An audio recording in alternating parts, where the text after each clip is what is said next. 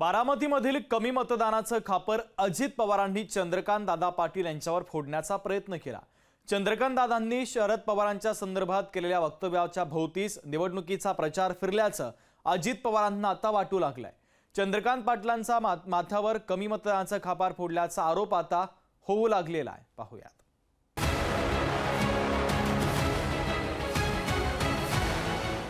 आज मला त्या पवारांचा हिसाब चुकता करण्याची संधी मिळाली आहे। आम्हाला शरद पवारांचा पराभव जास्त वजन आहे। चंद्रकांत पाटलांच्या नेमक्या याच वक्तव्यामुळे बारामतीच्या निवडणुकीचं गणित बिघडल्याचा आरोप होऊ लागला। अजित पवारांनी बंडखोरी केल्यानंतर बारामतीत पवारांचा पराभव करणं सोपं झालंय असं भाजपच्या धुरीणांना वाटू लागलंय। भाजपच्या पोटातलं नेत्यांच्या ओठावर आलं।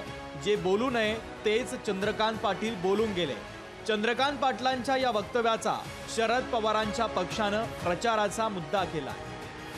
बारामतीच्या निवडणुकीचा प्रचार चंद्रकांत दादांच्या वक्तव्याभोवती फिरल्याचं सांगण्यात येतंय। चंद्रकांत पाटलांच्या वक्तव्यामुळेच बारामतीमध्ये कमी मतदान झाल्याचा संशय अजित दादांना आहे। त्यामुळेच अजित दादांनी भाषणाला बोलवण्याची भीती वाटते असं बोलून दाखवलंय।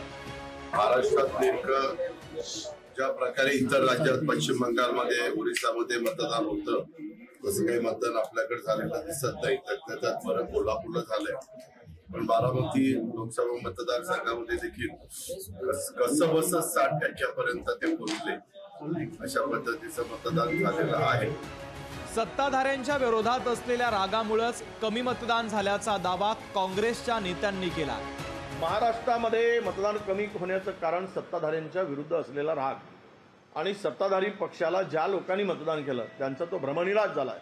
त्यामुळे ते मतदानासाठी बाहेर पडले नाहीत आणि घरी बसूनच या सरकारचा बदला घेण्याचा निर्णय त्या मतदारांनी घेतला असावा असं मला वाटतं। चंद्रकांत पाटलांचं वक्तव्य आणि बाद हे समीकरण झालंय।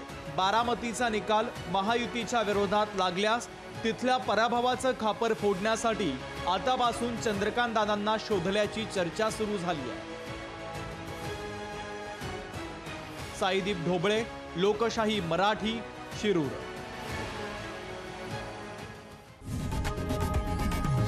लोकशाही मराठी ऐका, पहा, जागरूक रहा।